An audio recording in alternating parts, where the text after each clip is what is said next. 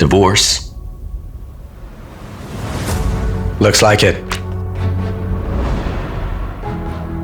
Are you saying I was dumped? Have I not given her enough to spend? $3 million every month transferred to her account on time, sir. And have I not given her enough to wear? Mrs. Scott receives the latest couture from Paris, no later than 3 days from its initial release.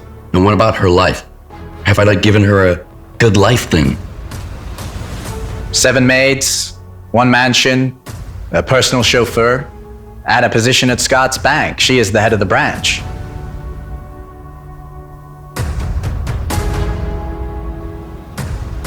Well then, tell me, Sam. Why the divorce? Sam did not know the answer, but Ronald did. Kate was ready to leave the Scott mansion. She did not bring much when she moved in, and she would only take what belonged to her. Kate's heart no longer pounded when she saw him. Ronald stared at his wife as he got out of the car. Miss Peters, please get my jacket from the car. Thank you. Kate's eyes were one of her outstanding features, and they were the only physical attribute that had attracted Ronald. It was fair to say she was different from Ronald's rumored girlfriends. Yet, Ronald had never really cheated on Mrs. Scott, despite the numerous love rumors. Having said that, he did not show her any affection. They did not get married because of love. It was just a matter of convenience for both of them. Would he have married her if it was not for his mother? Cut to the chase. What sort of games are you playing? You're overthinking. I'm overthinking. You're on touring with me, are you? Reverse psychology, maybe?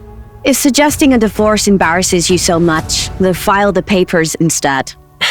Seriously, you really want to divorce me? I had to get Sam to hand you the divorce papers, and you didn't even show up. All you have to do is sign. All I had to do. You're acting as if this means nothing to you, Kate. Just come here. Ronald! Ronald!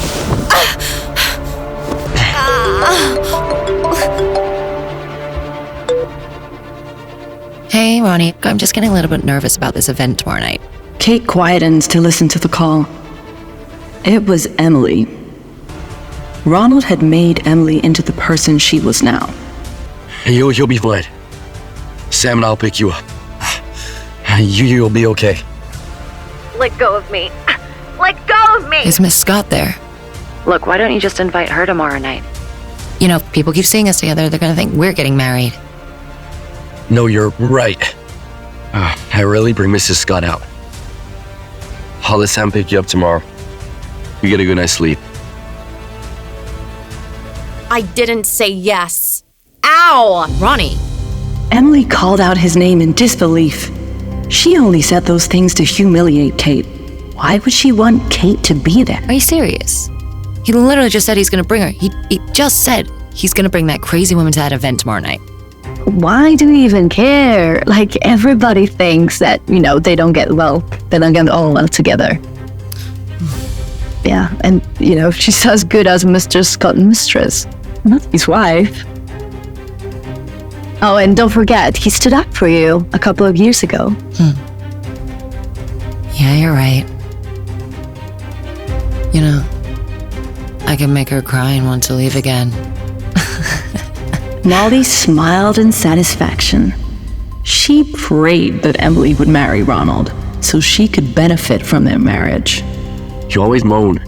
I never take you to these types of events, and now I'm suggesting it. I didn't want to disturb Mr. Scott and Miss Taylor. Well, Mrs. Scott seems to be so concerned about the rumors of an affair.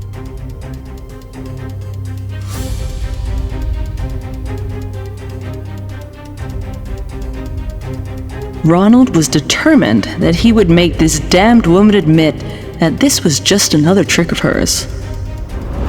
Once again, Kate fell for Ronald's charm, but Ronald had no idea that her determination to divorce him was unshakable.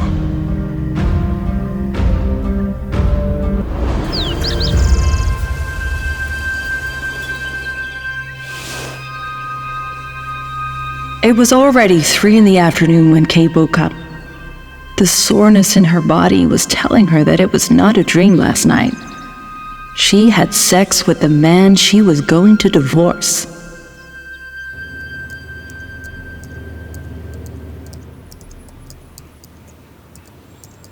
Mrs. Dorothy, don't we have a robot vacuum cleaner? You don't have to do this all by yourself.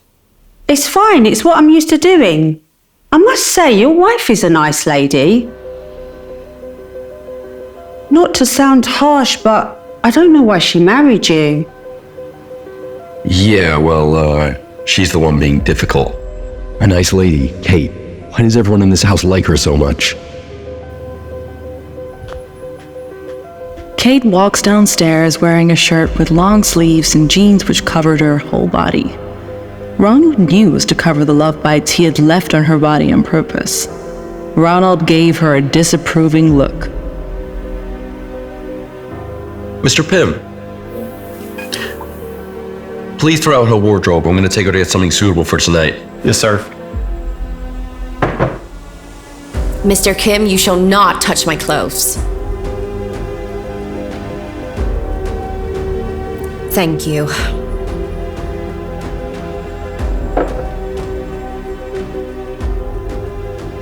Let's go. All right.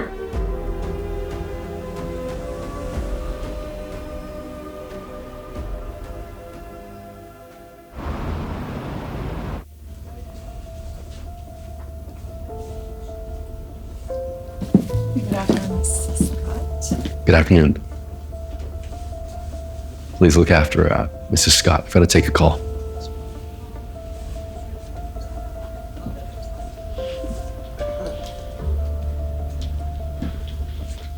That's Mrs.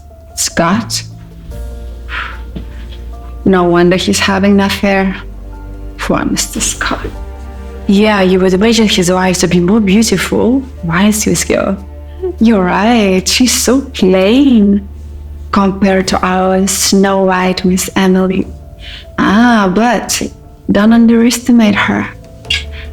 She might have had some skills to seduce Mr. Scott. But yeah, she would better do it, right? Mr. Scott. Excuse me, do you have this in my size? Oh, this one. Sorry, ma'am. This dress has exclusively arrived for very special clients. Well, surely you must have more of them. Like she said, there is only one. It's delivered on a special order.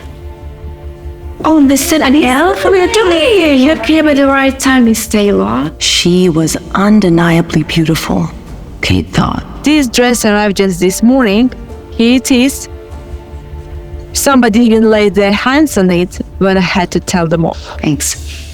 Aren't you Miss Carter? Or are you looking for something to wear to the event tonight? You know, the one I told Ronnie to bring you to?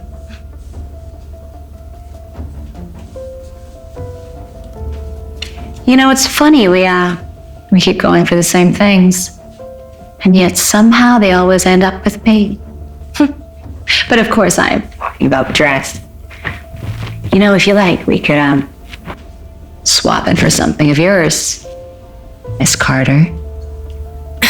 Oh, you're talking about my husband. How obscure. You know what? Sure, you can have him. He's rejected goods now anyway. What are you talking about? I'm divorcing him. And with me out the way, let's see if he'll marry you now. Emily knew in her heart that Ronald will never marry her. She was infuriated. You cheap whore. Your Ronnie is standing right behind you. Will Kate be able to escape Amelie's wicked plans? Pocket FM.